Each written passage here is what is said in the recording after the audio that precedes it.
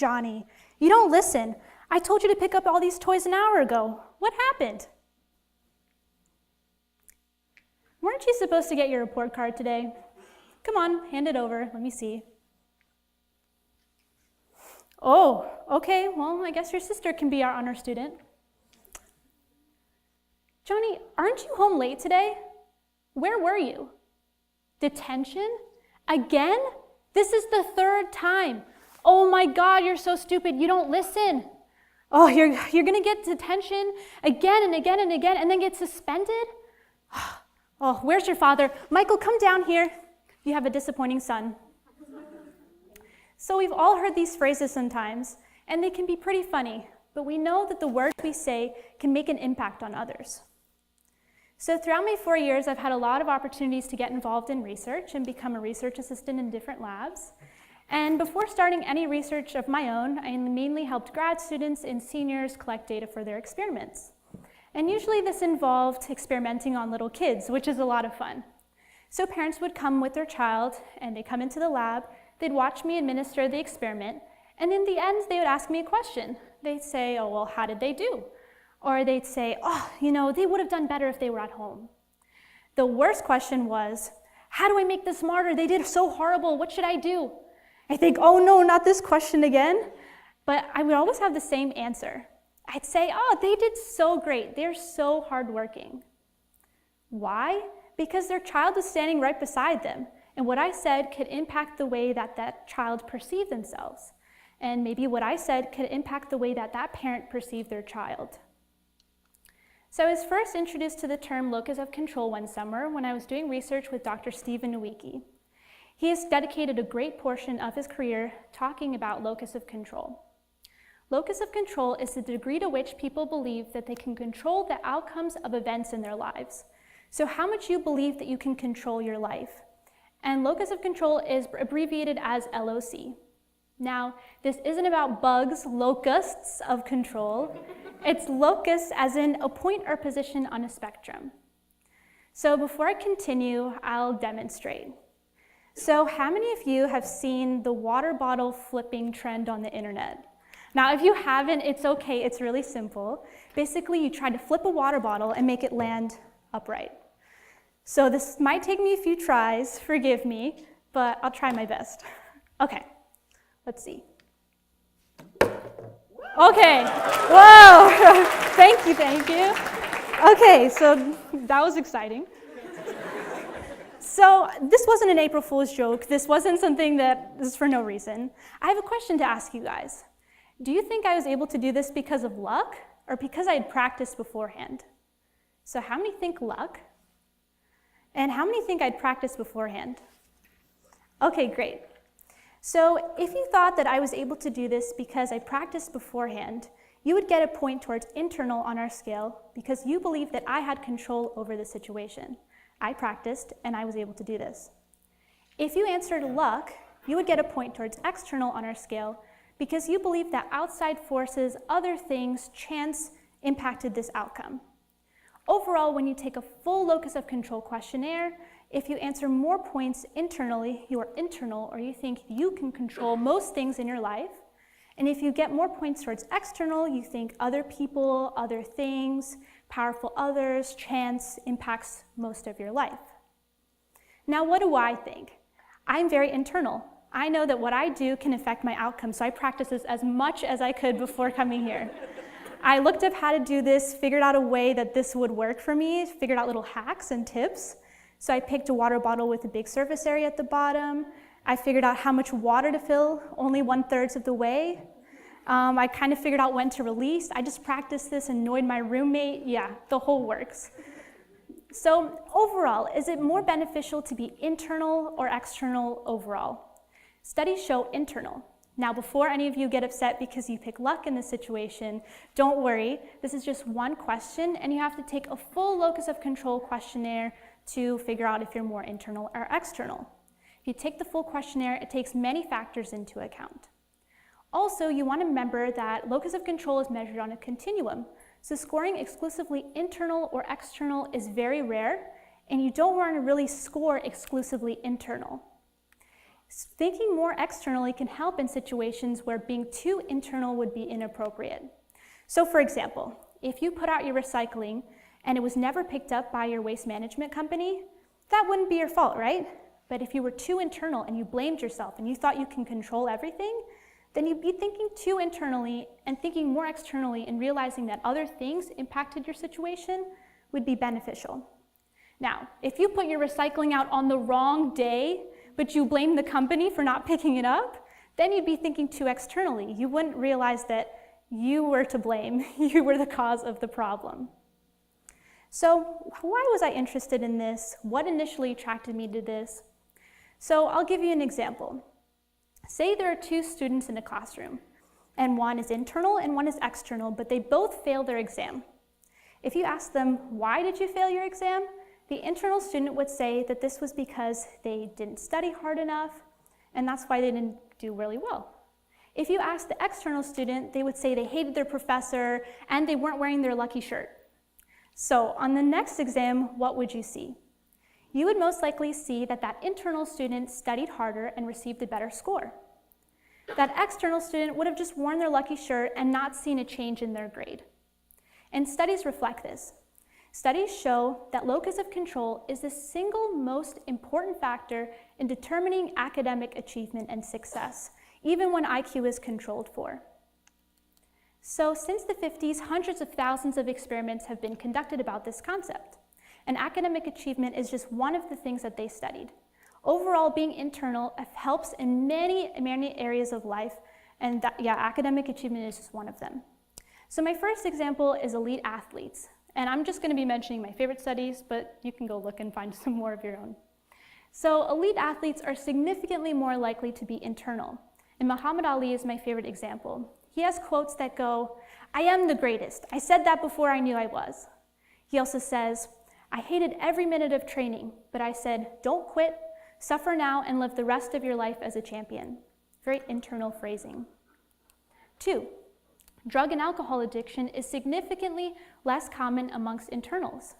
Why? Because they're less likely to be coerced. 2 is bullying. Internal students are less likely to face bullying. So as an internal student, if a bully came up to me and said, "Oh, I hate your shoes. What are those?" I would say, "These are my Crocs, and I like them." Lastly, dialysis patients are significantly more likely to adhere to treatment because if they're internal. Why? Because they believe what they do will impact their health. So if they follow treatment, they'll see better health outcomes. So after reading these papers and hundreds of others of papers, I think there was something missing. I couldn't find something. Why wasn't anyone trying to make people think more internally or just change locus of control? So I looked for more studies. I couldn't find anything. But I thought, if someone could find an intervention, if someone could change locus of control, this would open up a whole new realm of locus of control research. So funny enough, I was taking a psych methods class and I had to pick an experiment to study that semester. I had some time, I thought, oh, why not? So I talked to my group and we decided to see if we could change locus of control in a short period of time, 4 minutes to be exact. Why 4 minutes? Because shorter interventions are easier to implement. And that's what we wanted. If this were to work, we wanted it to be implemented. So what do? We had a pretest that measured locus of control, and then we had our intervention video, and that was only 4 minutes long, and then we had a post-test that measured what happened to locus of control afterwards. So the intervention was a valence video, and valence means charge. So charge with positive language and imagery or negative language and imagery.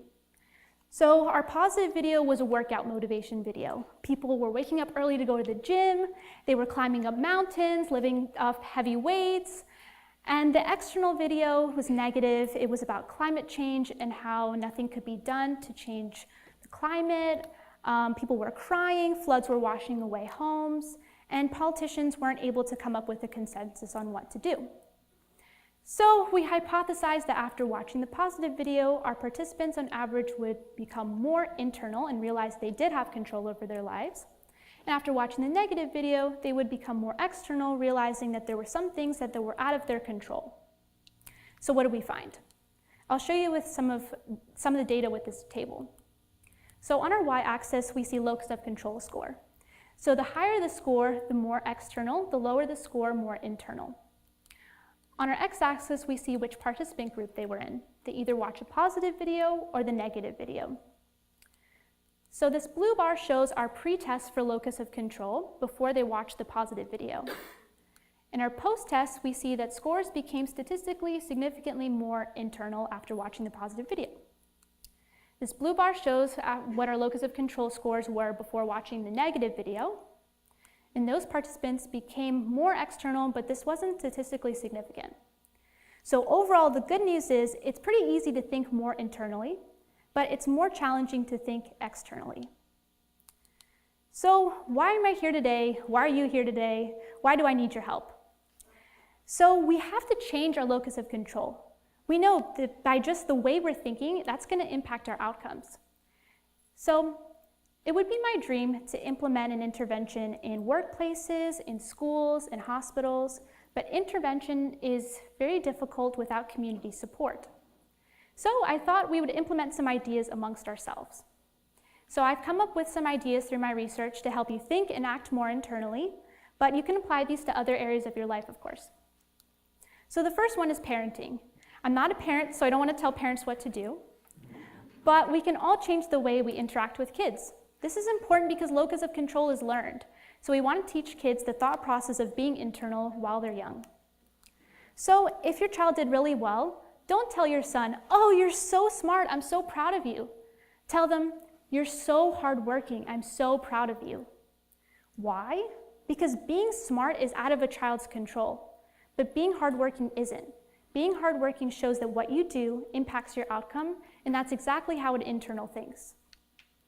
Also, if your child wants to try something new, encourage them, motivate them, don't tear them down. Make them think that they can do anything they set their minds to as long as they put in the effort. Health. So when trying to achieve a new fitness goal, it's important to believe in yourself. Now, I believe in setting attainable goals, but if you know you can't do something, don't do it. If I wanted to do a backflip right now, that would be a very bad idea because I had scoliosis surgery as a kid. You would have to take me to the hospital across the street. No, no, no. But I know I could run a 10K. So if my goal was to run an 8-minute mile or run a 10-minute mile, but I didn't think I could even run a 15-minute mile, then I wouldn't run at all and I wouldn't reach anywhere close to my goal. Number 2, if you or someone you know has been diagnosed with an illness, it's important to try and believe that your treatment will work. So consult your healthcare providers, come up with a treatment plan, and most importantly, practice it and also believe it'll work. So the placebo effect kind of comes into this. So the placebo effect is really interesting to me. If a lot of times medications work just as well as placebos, drugs that are just sugar pills, they don't really do anything. Depression medications have been shown to work just as well as placebos and even activate the same regions of the brain as SSRIs. So it's important to just believe that something will work. It might actually work for you. So lastly, our environment. So it's important to make sure that you encourage others who are going through a difficult time. Empower them, motivate them, create a positive environment. Why? Because our environment really impacts our perceptions. If you surround yourself with external people who blame others, who victimize themselves, and don't take responsibility for their actions, it's going to be harder to remain as internal as you could be. Lastly, try and change your perceptions and realize that there's some things that you could actually change just by the way that you're thinking. So for example, if you have a situation and you need to realize that you actually didn't do so well, think, could I have done something differently? Change your perceptions.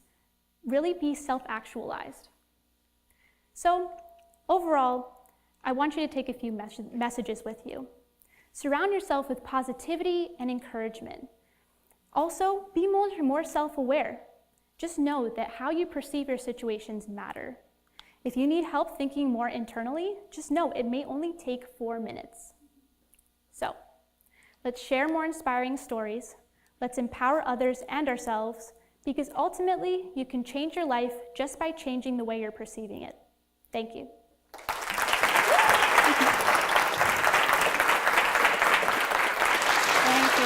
today.